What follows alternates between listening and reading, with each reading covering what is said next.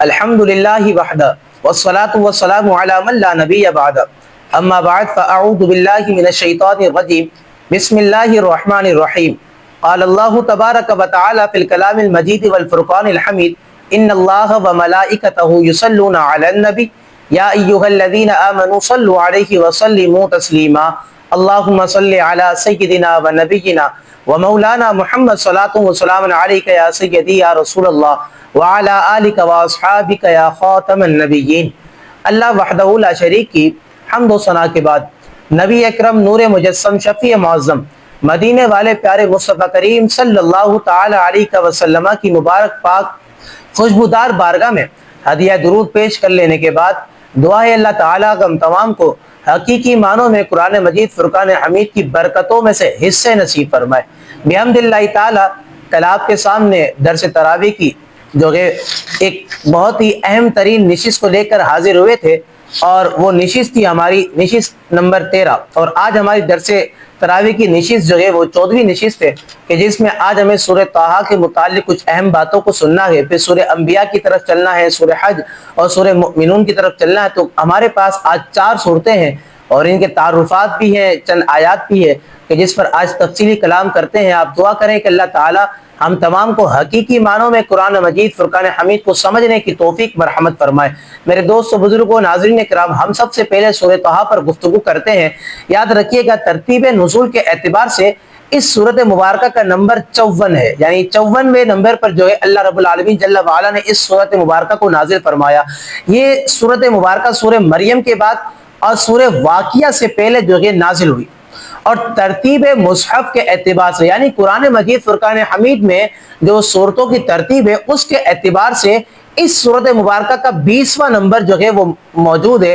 اس سورت مبارکہ کے نازل ہونے کے متعلق مفسرین اکرام ارشاد فرماتے ہیں کہ یہ سورت اس وقت نازل ہوئی کہ جب مشرکین مکہ مسلمانوں پر ظلم ڈال رہے تھے، مسلمانوں کے ساتھ زیادتی کر رہے تھے، اور مسلمانوں کی تعداد بہت ہی تھوڑی تھی، اور حضرت عمر رضی اللہ تعالیٰ عنہ بھی اس وقت اسلام کے دامن سے وابستہ نہیں ہوئے تھے۔ کہتے ہیں یہ وہ موقع تھا کہ اللہ تبارک و تعالیٰ نے اس موقع پر جو ہے سورہ طٰہٰ کو جو ہے مکہ شریف میں نازل فرمایا۔ اس سورت مبارکہ میں کل 8 رکوع ہیں اور 135 آیت کریمہ جو کہ موجود۔ اب اس سورت مبارکہ کا نام طٰہٰ رکھا گیا، اس کی حکمت کیا ہے، وجہ کیا ہے؟ مفسرین اکرام ارشاد فرماتے ہیں کہ طٰہٰ یہ نبی کریم علیہ الصلوۃ والسلام کے مبارک ناموں میں سے ایک نام ہے، اور اگر ہم اس سورت مبارکہ کی ابتدا کو دیکھیں تو ابتدا ہی میں اللہ پاک نے نبی کریم علیہ الصلوۃ والسلام کے اس مبارک نام کے ساتھ آقا کریم علیہ الصلوۃ والسلام کو ندا دی ہے۔ کہتے ہیں بس یہی ہی وجہ ہے کہ اس وجہ سے اس سورت مبارکہ کا نام سورہ طٰہٰ رکھا گیا۔ اب اس کی فضیلت کیا ہے؟ مفسرین اکرام ارشاد فرماتے ہیں حضرت ابو ہریرہ رضی اللہ تعالیٰ عنہ سے روایت، اور یہ روایت شعب الایمان کے اندر موجود ہے۔ حضرت ابو ہریرہ رضی اللہ تعالیٰ عنہ سے روایت ہے کہ نبی کریم علیہ الصلوۃ والسلام نے ارشاد فرمایا کہ اللہ تعالیٰ نے سورہ طٰہٰ اور سورہ یاسین کے ساتھ حضرت آدم علیہ الصلوۃ والسلام کی تخلیق سے 1000 سال قبل کلام فرمایا، یعنی اللہ تبارک و تعالیٰ نے سورہ طٰہٰ کے ساتھ کلام کیا، اللہ تعالیٰ نے سورہ یاسین کے ساتھ کلام کیا، اور تخلیق آدم سے 1000 سال پہلے کلام فرمایا۔ پھر آگے حضور کریم علیہ الصلوۃ والسلام فرماتے ہیں جب فرشتوں نے قرآن کو سنا، جب فرشتوں نے کلام کو سنا، کلام الہی کو سنا، تو اس امت کے متعلق فرشتوں نے کہا کہ اس امت کو مبارک ہو کہ جس پر یہ کلام نازل ہوگا، اور ان سینوں کو مبارک ہو کہ جس میں یہ کلام محفوظ ہوگا، اور ان زبانوں کو مبارک ہو کہ جو زبانیں یہ کلام پڑھیں گی۔ اللہ اکبر۔ تو یہ شعب الایمان کی روایت ہے کہ جس میں سورہ طٰہٰ کی بھی فضیلت ظاہر ہوتی ہے اور کلام الہی کی بھی فضیلت جو ہے ثابت ہوتی ہے۔ اب چونکہ اس سورت مبارکہ میں کل 135 آیت کریمہ موجود ہے، آپ کے سامنے اس سورت مبارکہ کی 132 آیت کریمہ جو ہے اس پر گفتگو کرتے ہیں۔ رب العالمین جل وعلا اپنے مبارک کلام میں ارشاد فرماتا ہے کہ وَأْمُرْ أَهْلَكَ بِالصَّلَاةِ وَاصْطَبِرْ عَلَيْهَا لا نسألک رزقا نحن نرزقک والعاقبۃ للتقوی۔ رب العالمین جل وعلا نے سورہ طٰہٰ کی آیت نمبر 132 میں ارشاد فرمایا کہ اور آپ اپنے گھر والوں کو نماز پڑھنے کا حکم دو اور خود بھی نماز پر ڈٹے رہو، یعنی خود بھی نماز کی پابندی کرو۔ پھر رب تعالیٰ نے فرمایا کہ ہم تجھ سے کوئی رزق نہیں مانگتے، ہم تجھے روزی دے دیں گے، ہم تجھے روزی دیں گے، اور اچھا انجام پرہیزگاروں کے لیے ہے، والعاقبۃ للتقوی، اور اچھا انجام جو ہے متقیوں کے لیے ہے، اچھا انجام جو ہے یہ پرہیزگاروں کے لیے ہے۔ اب میرے دوست بزرگوں کو یاد رکھیے گا، رب العالمین جل وعلا نے فرمایا کہ آپ اپنے گھر والوں کو نماز کا حکم دو اور خود بھی نماز پر ڈٹے رہو۔ اب یہاں پر حضرت ابو سعید خدری فرماتے ہیں کہ جب سورہ طٰہٰ کی آیت نمبر 132 جب اللہ تبارک و تعالیٰ نازل فرمائے تو نبی کریم علیہ الصلوۃ والسلام مسلسل 8 ماہ تک حضرت علی رضی اللہ تعالیٰ عنہ کے دروازے پر صبح کی نماز کے وقت تشریف لاتے اور فرمایا کرتے کہ الصلاۃ رحمکم اللہ، یعنی کہ حضور کریم علیہ الصلوۃ والسلام اس آیت کریمہ کے نازل ہونے کے بعد مسلسل 8 ماہ تک جو ہے اپنے گھر والوں کو نماز کے لیے جگایا کرتے۔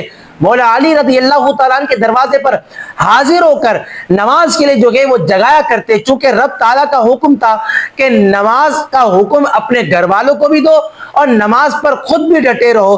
اللہ اکبر۔ یہ حکم تو حضور کریم علیہ الصلوۃ والسلام کو اللہ تبارک و تعالیٰ نے دیا، لیکن یہاں پر مفسرین کرام ارشاد فرماتے ہیں کہ اس حکم میں حضور کریم علیہ الصلوۃ والسلام کی امت بھی داخل ہے، اور یعنی کہ ہر ایک امتی کو اللہ تبارک و تعالیٰ نے یہ حکم دیا ہے کہ وہ اپنے گھر والوں کو نماز پڑھنے کا حکم دے اور خود بھی جو کہ نماز کی پابندی کرے۔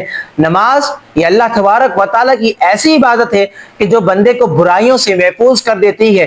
نماز یہ اللہ تبارک و تعالیٰ کی ایک ایسی عبادت ہے کہ جو بندے کو برائیوں سے، بے حیائی کے کاموں سے، لغویات سے محفوظ کر دیتی ہے۔ اور جب بندہ نمازی بن جاتا ہے، جب بندہ نماز پر پابندی کر لیتا ہے تو اللہ تبارک و تعالیٰ بھی راضی ہو جاتا ہے، اللہ کے حبیب بھی راضی ہو جاتے ہیں۔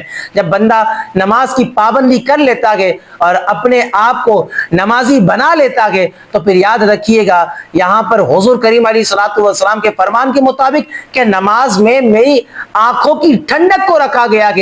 جب بندہ نماز کی پابندی کرتا ہے تو ہمارے نبی کریم علیہ الصلوۃ والسلام کی آنکھوں کو تسکین پہنچتی ہے، ٹھنڈک پہنچتی ہے۔ تو مبارک مہینہ ہے، ہمیں اور آپ کو چاہیے کہ نماز کی پابندی صرف اسی مہینے میں نہیں بلکہ سال کے 365 دن تک ہمیں جو کہ نماز پڑھنی چاہیے، اور نماز کا حکم جو کہ اللہ رب العالمین جل وعلا نے کلام مجید فرقان حمید میں جگہ بجگہ جو کہ اپنے بندوں کو ارشاد فرمایا ہے، تو لہٰذا ہمیں نماز کی پابندی کرنی چاہیے اور اللہ تبارک و تعالیٰ کی عبادت کے طور پر ہم تمام کو اپنے سر کو جو کہ سجدے میں جھکانا چاہیے، اپنی جمی کو رب تعالیٰ کی بارگاہ میں پیش کرنا چاہیے۔ یقیناً یہی بڑی سعادت کی بات ہے، یہی جو ہے بڑی سعادت مندی کی بات ہے کہ جب بندے کی پیشانی رب کی بارگاہ میں جھک جاتی ہے تو اللہ تبارک و تعالیٰ ایسے بندے کو پھر زمانے میں عروج عطا فرما دیتا ہے۔ تو سورہ طٰہٰ کی 132 آیت ہمیں جو ہے نماز کا حکم دینے کے لیے رب العالمین جل وعلا نے ارشاد فرمائی۔ اب ہم چلتے سورہ انبیاء پر، اور اس کے بعد ہماری 2 صورتیں اور ہیں جس پر ہمیں گفتگو کرنی ہے۔ یاد رکھیے سورہ انبیاء کے متعلق مفسرین کرام نے ارشاد فرماتے ہیں کہ بالاتفاق کی صورت مبارکہ جو ہے مکہ شریف میں نازل ہوئی، یعنی کہ اللہ تبارک و تعالیٰ نے اس صورت مبارکہ کو مکہ مکرمہ میں نازل فرمایا۔ اس صورت مبارکہ میں کل 7 رکوع اور 112 آیت کریمہ موجود، سورہ انبیاء نام رکھا گیا۔ اس کی وجہ کیا ہے؟ مفسرین اکرام ارشاد فرماتے ہیں کہ اس صورت مبارکہ میں اللہ تبارک و تعالیٰ نے حضرت موسیٰ علیہ السلام کا ذکر فرمایا، حضرت عیسیٰ علیہ السلام کا ذکر فرمایا، حضرت ہارون علیہ السلام کا ذکر فرمایا، حضرت لوط علیہ السلام کا ذکر فرمایا، حضرت ابراہیم علیہ السلام کا ذکر فرمایا۔ اور اس صورت مبارکہ میں خصوصاً اللہ تبارک و تعالیٰ نے سید المرسلین جناب محمد مصطفیٰ کریم علیہ الصلوۃ والسلام کا ذکر فرمایا۔ اور ایک اور روایت کے مطابق مفسرین نے اس بات کو لکھا، فرمایا کہ ان کے علاوہ 18 انبیاء کے نام اللہ رب العالمین جل وعلا نے اس سورت مبارکہ میں ذکر فرمائے۔ بس یہی وجہ ہے کہ اللہ تبارک و تعالیٰ نے جب 18 انبیاء کے نام ذکر کیے اور ان سارے نبیوں کے نام ذکر کیے تو اسی مناسبت سے جو ہے اس سورت مبارکہ کا نام جو ہے سورہ انبیاء رکھا گیا۔ اب آیت جو ہے 112 ہے اور تفصیلی گفتگو 112 آیات پر کی جائے جو کہ ناممکن سی بات، ہم صرف آپ کے سامنے اس سورت مبارکہ کی 2 مختصر آیات پر کلام کرتے ہیں۔ سب سے پہلی آیت جو ہے 87، رب العالمین جل وعلا فرماتا ہے کہ لا الہ الا انت سبحانک انی کنت من الظالمین۔ یہ آیت مبارکہ اس کو آیت کریمہ بھی کہا جاتا ہے، اور یہ حضرت یونس علیہ السلام نے مچھلی کے پیٹ میں جو ہے یہ دعا مانگی تھی اور اس آیت کا ورد کیا تھا، گویا کہ اس وظیفے کا ورد کیا تھا۔ مفسرین اکرام ارشاد فرماتے ہیں کہ یہاں پر جو لا الہ الا انت کہ کوئی الہ نہیں، کوئی معبود نہیں سوائے تیرے، سبحانک پاکی ہے تجھے، انی کنتو من الظالمین کہ بے شک میں جو ہے تاریکیوں میں سے ہوں۔ یہاں پہ مفسرین اکرام ارشاد فرماتے ہیں کہ مچھلی کی پیٹ میں جو تاریکیاں کئی قسم کی تھی، ایک تو مچھلی کے پیٹ کی تاریکی تھی، مچھلی کے پیٹ کا اندھیرا تھا، دوسرا دریا کی تاریکی تھی، دریا کا اندھیرا تھا، رات کی تاریکی تھی، مچھلی کے پیٹ کی تاریکی تھی۔ تو اسی مناسبت سے جو ہے حضرت یونس علیہ السلام کی یہ دعا جو ہے بڑی مشہور و معروف ہے کہ اللہ رب العالمین جل وعلا نے اس کو قرآن مجید فرقان حمید کا حصہ بھی بنایا ہے۔ تو لا الہ الا انت سبحانک انی کنت من الظالمین ترمذی شریف کی روایت ہے، حضرت ابو سعید خدری رضی اللہ تعالیٰ عنہ سے روایت فرماتے، حضرت سعد رضی اللہ تعالیٰ عنہ سے روایت ہے، فرماتے کہ حضور کریم علیہ السلام نے ارشاد فرمایا کہ حضرت یونس علیہ السلام نے مچھلی کے پیٹ میں جب اللہ کی بارگاہ میں ان الفاظوں کے ساتھ دعا مانگی کہ مالک لا الہ الا انت سبحانک انی کنت من الظالمین، جب ان کلمات کے ساتھ حضرت یونس نے مچھلی کے پیٹ میں اللہ کی بارگاہ میں دعا مانگی تو اللہ تبارک و تعالیٰ نے ان کی دعا کو قبول فرما لیا۔ اب حضور فرماتے ہیں، ترمذی شریف کی روایت فرماتے ہیں کہ جو مسلمان ان کلمات کے ساتھ کسی مقصد کے تحت اللہ کی بارگاہ میں دعا مانگے تو اللہ تبارک و تعالیٰ پھر ایسے بندے کی دعا کو قبول فرما لیتا ہے۔ تو ان الفاظوں کے ساتھ، ان کلمات کے ساتھ دعا مانگنے کی بھی بڑی برکت ہے اور دعا کے قبول ہونے کی بشارت خود حضور کریم علیہ السلام نے ارشاد فرمائی۔ ایک اور مستدرک کی حدیث مبارکہ میرے سامنے موجود ہے کہ حضرت سعد بن مالک رضی اللہ تعالیٰ راوی ہے، آپ فرماتے ہیں کہ حضور کریم علیہ السلام نے ارشاد فرمایا کہ جو مسلمان اپنی بیماری کی حالت میں 40 مرتبہ لا الہ الا انت سبحانک انی کنت من الظالمین 40 مرتبہ کہے اور پھر اس کے ساتھ اللہ کی بارگاہ میں دعا مانگے، جب وہ دعا مانگے گا حضور فرماتے ہیں یا وہ صحت یاب ہو جائے گا یا وہ مرض کی حالت میں ہی فوت ہو جائے گا۔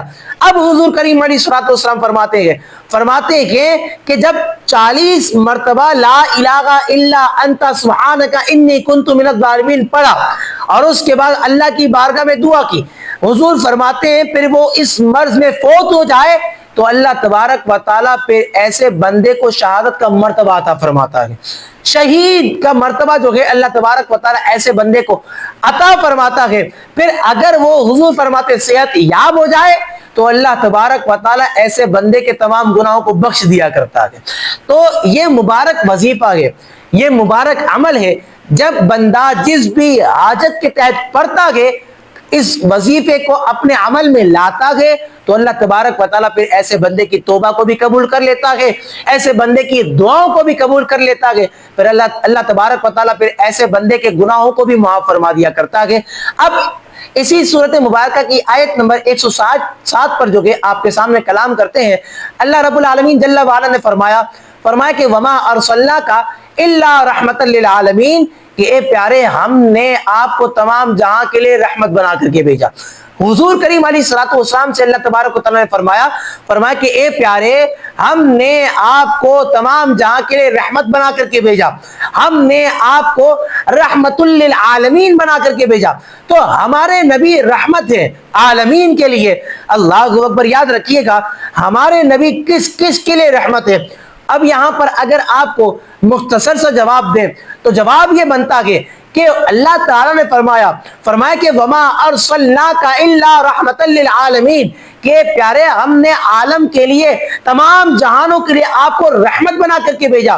تو عالم میں جتنی بھی مخلوقات شامل ہیں اللہ تبارک و تعالیٰ نے سب کے لیے رحمت بنایا ہے، تو محمد مصطفیٰ کی ذات مبارکہ کو بنایا ہے۔ یعنی کہ ہمارے نبی رحمت ہے تو نبیوں کے لیے رحمت ہے، ہمارے نبی رحمت ہے تو رسولوں کے لیے رحمت ہے، ہمارے نبی رحمت ہے تو فرشتوں کے لیے رحمت ہے، ہمارے نبی جو ہے دین اور دنیا میں تمام کے لیے رحمت ہے، ہمارے نبی جو ہے جنات کے لیے رحمت ہے، ہمارے نبی انسانوں کے لیے رحمت ہے۔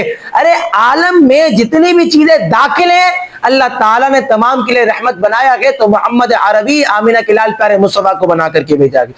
تو ہمارے نبی رحمت للعالمین ہے۔ اللہ اکبر، ہمارے رب کے متعلق رب تعالیٰ نے خود ہی کلام میں فرمایا کہ الحمدللہ رب العالمین، کہ تمام خوبیاں ہیں، تمام تعریفیں ہیں اس رب کے لیے کہ جو تمام عالم کا رب ہے۔ اللہ اکبر، ہمارا رب العالمین ہے اور ہمارے نبی رحمت للعالمین ہے۔ اللہ اکبر، عزیزان گرامی، تو ہمارے نبی کو اللہ تبارک و تعالیٰ نے رحمت للعالمین بنا کر کے بھیجا۔ اور اسی آیت مبارکہ پر آپ کے سامنے ایک تفصیلی طور پر گفتگو کر سکتا ہوں، اور اسی آیت کریمہ کے پیش نظر آپ کے سامنے تمام تر عقائد اہل سنت کی جو حضور کریم علیہ الصلوۃ والسلام کے متعلق ہیں، یعنی کہ حضور کریم علیہ الصلوۃ والسلام کا حاضر و ناظر ہونا، حضور کریم علیہ الصلوۃ والسلام کا حیات ہونا، حضور کریم علیہ الصلوۃ والسلام کی سماعت، حضور کریم علیہ الصلوۃ والسلام کی بصارت، حضور کریم علیہ الصلوۃ والسلام کا خود مختار ہونا، الحمدللہ یہ سارے کے سارے عقائد اسی آیت کریمہ کے ذریعے سے بھی جو ہے وہ ثابت ہوتے ہیں اور ثابت کر سکتا ہوں۔ لیکن اسی اختصار کا دامن تھامتے ہوئے عرض یہ کرنا چاہتا ہوں کہ اللہ تبارک و تعالیٰ نے تمام جہاں کے لیے رحمت بنایا ہے تو آپ کے اور میرے نبی کو بنا کر کے بھیجا۔ اللہ اکبر۔ اب سورہ حج پر آپ کے سامنے گفتگو کرتے ہیں۔ یاد رکھیں سورہ انبیاء کے بعد سورہ حج آتی ہے، اور مفسرین اکرام ارشاد فرماتے ہیں کہ سورہ حج یہ مکی ہے یا مدنی، اس کے متعلق جو ہے مفسرین کا اختلاف پایا جاتا ہے۔ جمہور علماء اکرام کے نزدیک سورہ حج کی بعض آیات مکی ہے اور بعض آیات جو ہے یہ مدنی ہے، اور مفسرین اکرام ارشاد فرماتے ہیں کہ کون سی آیت مکی ہے اور کون سی آیت مدنی یہ متعین نہیں۔ اللہ اکبر۔ اب مفسرین اکرام ارشاد فرماتے ہیں کہ اس سورۃ مبارکہ میں کل 10 رکوع ہے اور 78 آیت کریمہ جو ہے اس سورۃ مبارکہ میں موجود ہے۔ اب اس سورۃ مبارکہ کا نام حج رکھا گیا، اس کی وجہ کیا ہے؟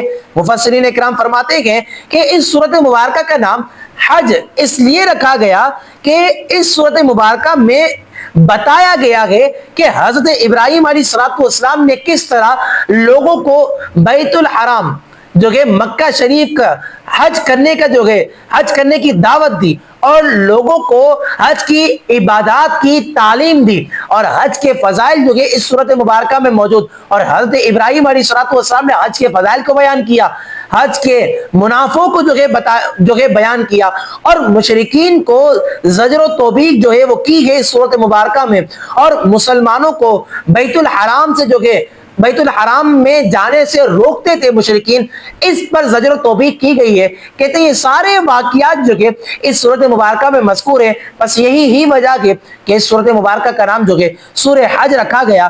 اب اس سورۃ مبارکہ کی صرف ایک آیت پر گفتگو کرتے ہیں۔ رب العالمین جل وعلا نے سورہ حج کی آیت نمبر 22 میں ارشاد فرمایا کہ کلما ارادوا ان یخرجوا منها من غم اعیدوا فیها وذوقوا عذاب الحریق۔ رب العالمین جل وعلا نے ارشاد فرمایا کہ جب گھٹن کے سبب اس میں سے نکلنا چاہیں گے تو پھر اسی میں لوٹا دیے جائیں گے، اور انہیں کہا جائے گا کہ آگ کا عذاب چکھو۔ یہ آیت کریمہ کفار کے متعلق ہے کہ جب گھٹن کے سبب جو ہے کفار جہنم سے نکلنا چاہیں گے تو انہیں گوز مار کر دوبارہ جہنم میں داخل کر دیا جائے گا۔ اللہ اکبر۔ عزیزان گرامی، جہنم یہ اللہ تبارک و تعالیٰ نے جو کہ تخلیق فرما لی، جنت اور دوزخ ان دونوں کو اللہ تبارک و تعالیٰ نے تخلیق فرما لیا اور یہ دونوں موجود ہے. لیکن جہنم کو اللہ رب العالمین جل وعلا نے کیوں بنایا؟ جہنم کو اللہ تبارک و تعالیٰ نے کیوں تخلیق کیا؟ اس کی وجہ کیا ہے؟ اس کی حکمت کیا ہے؟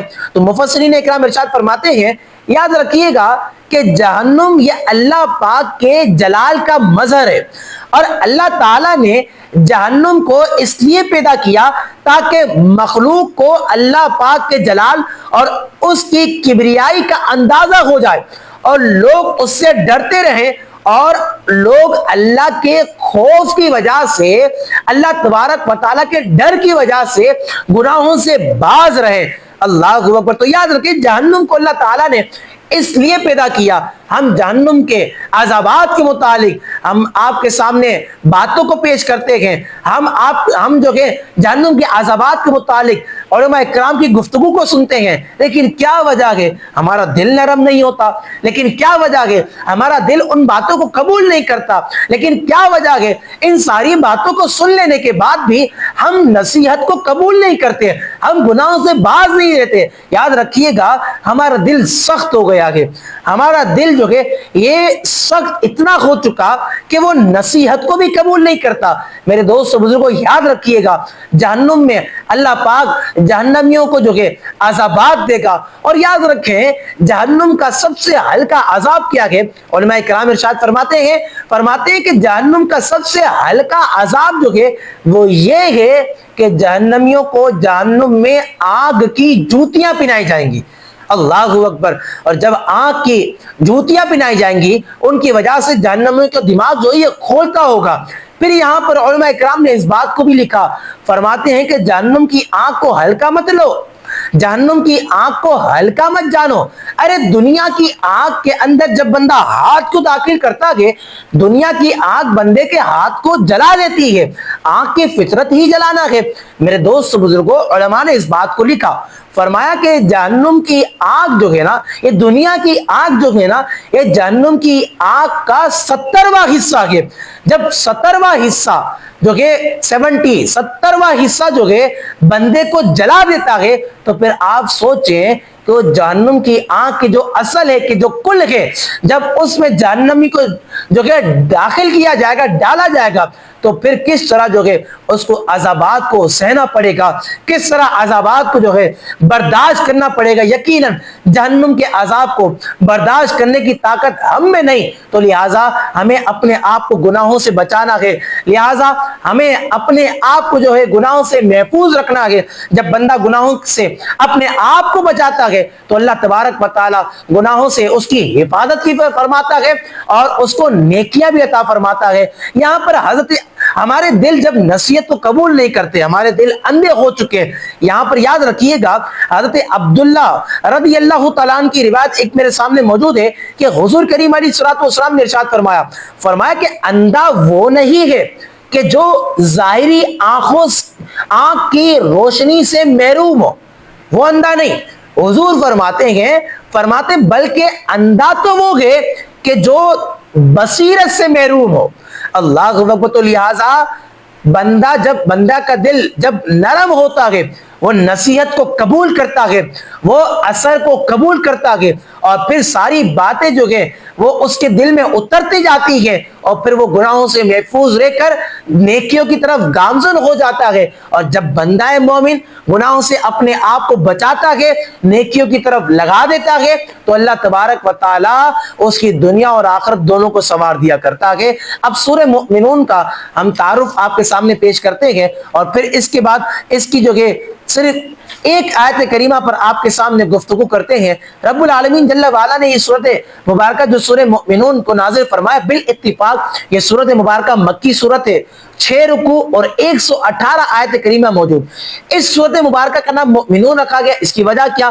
مفسرین اکرام ارشاد فرماتے کہ اس سورت مبارکہ کی ابتدا میں مومنوں کی کامیابی اور مومنوں کے اوصاف کا ذکر رب العالمین جل وعلا نے جو ہے ارشاد فرمایا آخرت میں مومنوں کو کیا کیا جزا رب العالمین جل وعلا جو کہ وہ دے گا، ان تمام چیزوں کا ذکر فرمایا۔ اسی مناسبت سے اس سورۃ مبارکہ کا نام سورۃ مؤمنون رکھا گیا۔ اب اس سورۃ مبارکہ کی آیت نمبر 97 پر گفتگو کرتے ہیں۔ رب العالمین جل وعلا کے کلام میں یہ بات موجود، رب العالمین جل وعلا نے فرمایا کہ اور تم عرض کرو کہ اے میرے رب میں شیطان کے وسوسوں سے تیری پناہ مانگتا ہوں، اور اے میرے رب میں تیری پناہ مانگتا ہوں اس سے کہ وہ شیطان میرے پاس آئے۔ یعنی کہ اللہ کے نبی نے شیطان سے اللہ کی پناہ مانگی، اور شیطان سے بچنے، شیطان کے وسوسوں سے بچنے کے لیے اللہ کی پناہ جو ہے اللہ کی بارگاہ میں عرض کی کہ مالک تیری پناہ چاہتا ہوں۔ یاد رکھیے گا یہاں پہ علماء کرام نے اس بات کو لکھا، فرماتے ہیں کہ شیطان چپکے چپکے جو ہے ابن آدم کے دلوں میں وسوسوں کو داخل کرتا ہے، اور ابن آدم کو بھٹکانے کی ہر ممکن کوشش کرتا ہے، ابن آدم کو گمراہ کرنے کی ہر ممکن کوشش کرتا ہے، ابن آدم کو گناہوں میں داخل کرنے کی ہر ممکن کوشش جو ہے یہ شیطان کرتا ہے۔ لہذا بندے کو یہ چاہیے کہ شیطان سے اللہ کی پناہ مانگتا رہے، شیطان سے محفوظ رہے، اس کے بارے میں اللہ کی بارگاہ میں جو ہے عرض کرتا چلا جائے تو اللہ تبارک و تعالیٰ بندے کو جو ہے شیطان سے پناہ دے دیتا ہے، شیطان سے اللہ تبارک و تعالیٰ بندے کو محفوظ فرما دیتا ہے، اور شیطان سے اللہ تعالیٰ بندے کی حفاظت فرما دیتا ہے۔ یہاں پر صحیح مسلم کی ایک حدیث مبارکہ موجود ہے، حضرت جابر رضی اللہ تعالیٰ عنہ سے روایت کی، حضور کریم علیہ الصلوۃ والسلام نے ارشاد فرمایا کہ شیطان تمہاری ہر چیز کے پاس حاضر ہوتا ہے۔ دیکھیں شیطان بندے سے کتنا قریب ہو جاتا ہے، فرمایا کہ شیطان تمہاری ہر چیز کے پاس حاضر ہوتا ہے۔ حضور فرماتے کہ حتیٰ کہ وہ کھانے کے پاس بھی حاضر ہوتا ہے۔ جب تم میں سے کسی کا لقمہ گر جائے تو وہ اس لقمے پر جو خراب چیز لگ گئی اسے صاف کر لے، اور صاف کر لینے کے بعد اس لقمے کو کھا لے، اور کھانے کے بعد جب فارغ ہو جائے تو اپنی انگلیوں کو چاٹ لے، کیونکہ وہ نہیں جانتا کہ کھانے کے کون سے جز میں اللہ تبارک و تعالیٰ نے برکت کو رکھا ہے۔ تو لہٰذا آپ دیکھیں ابتدائی حدیث مبارکہ کا ابتدائی حصہ اس بات کو ثابت کرتا ہے کہ شیطان بندے سے قریب ہوتا ہے، اور شیطان کے وسوسوں سے بچنے کی حفاظت کی دعا اللہ کے نبی نے بھی کی ہے، اور اللہ کے نبی تو معصوم ہے، لیکن یہ شیطان کے وسوسوں سے بچنے کی دعا جو اللہ کے نبی نے اللہ کی بارگاہ میں عرض کی ہے وہ ہماری تعلیم کے لیے کی ہے۔ تو لہٰذا ہمیں بھی شیطان کے وسوسوں سے بچنے کی دعا اللہ کی بارگاہ میں کرنی چاہیے۔ ہم شیطان کے وسوسوں سے بچتے رہیں، اور شیطان کے ہر بار سے ہماری حفاظت رہے، یہ طریقہ ہمیں جو ہے اللہ کے نبی نے بتلایا ہے۔ تو اللہ کے نبی کے بتائے ہوئے طریقے پر عمل کرتے ہوئے شیطانی چکر سے، شیطانی وسوسوں سے، شیطانی معاملات سے اللہ کی حفاظت مانگنی چاہیے، اللہ کی امان مانگنی چاہیے، اللہ کی پناہ مانگنی چاہیے۔ جب بندہ اللہ کی پناہ مانگتا ہے تو اللہ تبارک و تعالیٰ پھر ایسے بندے کی حفاظت بھی شیطان سے فرما دیا کرتا ہے۔ اسی پر ہم اپنی گفتگو کا اختتام کرتے ہیں۔ اللہ تبارک و تعالیٰ آپ کا اور میرا حامی و ناصر ہو۔ وآخر دعوانا ان الحمد للہ رب العالمین۔